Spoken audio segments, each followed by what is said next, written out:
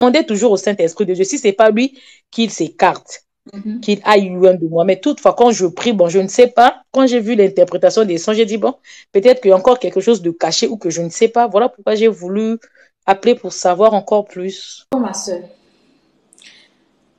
Bon, les histoires de mariage, où c'est les dieux m'a dit, ou même les prophètes qui viennent, je me méfie. J'ai été victime de ce genre de choses. Ça te met dans des prisons parce que tu te dis, comme tel prophète m'avait dit en 1902 que je vais rencontrer un homme à telle heure, habillé en rose, en vert, et ça se réalise. Si toi, tu ressens fortement que le Saint-Esprit t'a mis à cœur de combattre pour lui, vas-y, fais-le. Mais moi, les histoires de mariage, là, je ne suis pas encore mariée. J'aime pas trop donner des conseils concernant le mariage parce que parfois, tu peux dire des choses inspirées de Dieu, mais les gens vont te bâcler que toi, mais tu n'es pas encore marié, qu'est-ce que tu as à nous dire? Tu n'as rien à nous dire. Mais de ma petite expérience, avec cette histoire de prophète qui te dit que oui, cet homme-là, c'est lui l'homme de ta destinée, moi, je n'ai pas eu une bonne expérience avec. Je me suis emprisonnée dans une relation pendant des années, ça ne marchait pas. Tout ce que tu as, tout, bon, encore pour toi, ça va. Mais moi, j'ai subi beaucoup de choses, mais je me basais sur ce que le prophète m'avait dit. Grâce, lui là, c'est lui l'homme de ta destinée. Donc, je vois certaines choses, des combats. Si c'est des combats même spirituels, il n'y a pas de problème. Ah oui, je suis une femme de prière, il n'y a pas de problème. Mais il y a d'autres choses. Mais je me disais, non, comme on m'a dit que j'allais le rencontrer, comme si c'est l'homme de ma destinée, je subissais alors que je suis en train de me détruire, je suis en train de m'éloigner de la volonté de Dieu. Moi, je dis toujours que un pasteur, un archibishop, le plus grand bishop de la terre peut te dire que c'est cette femme-là qui est la femme de ta destinée, c'est cet homme-là qui est l'homme de ta destinée. Mais toi-même là, regarde à ce que tu subis dans la relation. La Bible dit que c'est la bénédiction de l'Éternel qui n'est suivie d'aucun chagrin. Ça ne veut pas dire qu'on ne passera pas par des épreuves, ça ne veut pas dire que la relation sera toujours fluide. Il y aura des épreuves. Mais il y a certaines épreuves là, où c'est le Seigneur qui nous parle clairement, qui te dit, écoute, arrête de perdre ton temps. Je ne suis pas dans cette relation. Je ne t'ai pas envoyé de combattre. Je ne t'ai pas envoyé de faire tout ça. Je prie que le Saint-Esprit se révèle à toi. Et puis aussi les rêves où on se base pour dire, non, comme j'ai rêvé, lui et moi, on se tenait la main, on avait un bébé en main, c'est que c'est lui l'homme de ma destinée. Ça là, c'est...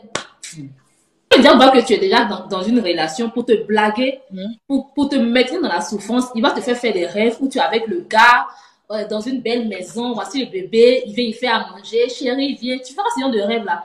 Tu vas penser que c'est Dieu qui te convainc que c'est lui l'homme de ta destinée, alors que c'est Satan qui te trompe.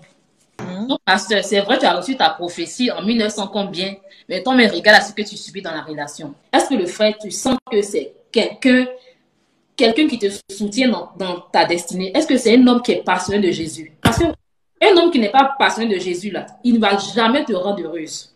Et nous, les sœurs chrétiennes, on se dit que, ah oui, comme chaque personne a son don, chaque personne a son appel, donc si mon chéri n'est pas passionné de Jésus, c'est que, bon, c'est sa personnalité. Non. Tout chrétien doit être passionné de Jésus. Ça ne veut pas dire qu'il faut forcément parler de Jésus sur les réseaux sociaux, comme nous on fait là. Mais quand on te voit, tu n'es pas sur les réseaux sociaux, mais quand on te voit, on sait que toi, tu es un passionné de Jésus. Par ta manière de parler, même quand tu ne dis rien, mais quand tu es assis, on te voit, on sent que tu es un passionné de Jésus. Donc, ma soeur, regarde à tout ça. Ferme tes yeux sur les songes. Les signes ne demandent pas les signes. Moi, on m'a rendu le témoignage. C'est ma mère qui m'a rendu le témoignage de quelqu'un. Un frère, il était avec sa fiancée, ça ne marchait pas. Il a rompu, il s'est mis en couple avec une autre sœur. Pendant le cheminement, il a fait une prière. Seigneur Jésus, demain c'est le 1er janvier. Mais voici, je vais répondre avec mon S. Mais celle avec qui je chemine présentement, je l'aime bien. Saint-Esprit, je veux que tu me dises laquelle est ma femme de Seigneur, celle qui m'a appelée la première. Ça veut dire que c'est elle la femme de ma destinée. Et comme par hasard, celle qu'il appelait la première, c'est celle qu'il n'aimait pas. C'est celle en qui il trouvait certaines choses. Mais comme pour lui, il avait fait cette prière, comme quoi Dieu, celle qui m'a appelée la première demain, c'est elle la femme de ma destinée. Elle appelait, mais le mariage était chaotique. Le mariage était chaotique. Donc, les histoires de rêves, les histoires de signes, mes soeurs, fermons les yeux dessus. Et puis regardons au physique. Qu'est-ce que le gars, il fait physiquement? Demain, si toi, tu es faible, tu n'as pas envie de prier, est-ce qu'il pourra te encourager, te dire, bébé, allons prier? Pas parce que certaines personnes ont demandé des signes. Comment ça s'appelle? Abraham, c'est ça, non? Abraham qui a... Je ne sais pas si c'est Abraham ou le d'Abraham qui a demandé un signe. Ça parce que lui, il a demandé un signe, parce qu'il a réalisé que ça veut dire que nous tous, là, on doit procéder pareil. Donc, ma soeur, continue ton combat. Moi, je ne veux pas te dire que ma chair, on leur tes peu dedans. Je ne veux pas te dire ça. Mais toi-même, là, regarde à ce que tu vis. Et si tu penses que tu peux tenir, vas-y. Non, le problème est que quand je laisse, je reçois maintenant, comment on appelle, c'est comme s'il y a la colère de Dieu qui s'abat sur moi. C'est ça le problème. Si c'était seulement pour moi, en tout cas, je ne veux plus être là. Donc, Parce que, quand je prends sur moi la décision d'arrêter, parfois je fais des prières, Seigneur, toi tu ne vois pas ce qu'il est en train de faire, tu vois seulement quand j'arrête de prier avec nous, comment. Parce qu'il y a trop de pression du côté spirituel, en tout cas, c'est pas la joie. ma soeur, souvent, on va pas se blaguer. Quand tu deviens amoureuse d'un frère, tu vois que tu avais plusieurs années avec lui et que tu décides de partir. Juste 3 ans, c'est même pas plusieurs années, maman.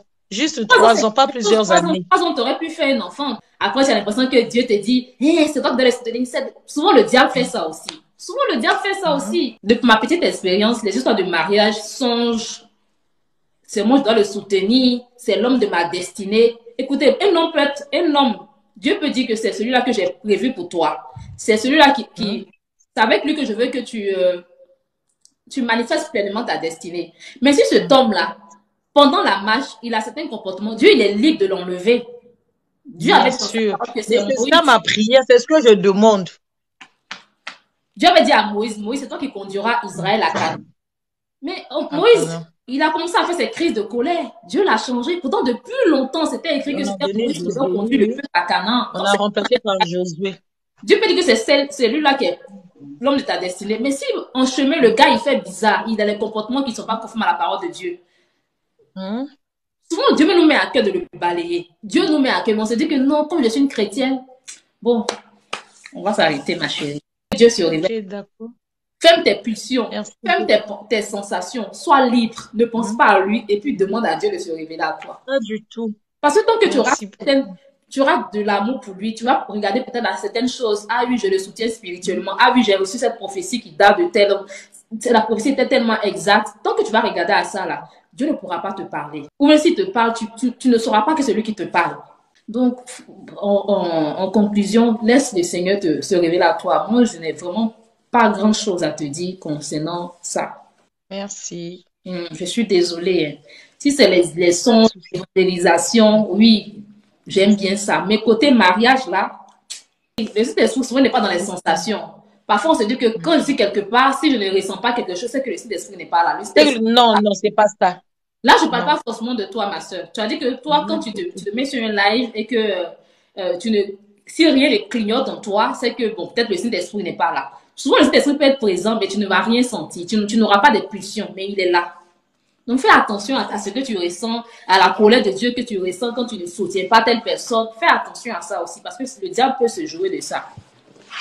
Cette histoire de mariage où le frère, mais tu vois que c'est pas, il te fatigue. Vous êtes ensemble, il te trompe. Tu te dis, ah non, comme la chair est faible là, c'est pas grave. Dieu m'a dit que c'est lui l'homme de ma destinée. Donc même la tromperie, on peut vaincre ça au nom de Jésus. Je suis une femme combattante. C'est votre souffrance, votre packaging de souffrance que vous êtes en train de préparer comme ça. Un homme qui te trompe, un homme qui a un mauvais caractère dans les fiançailles, quel que soit le nombre d'années là, mettez fin à ça.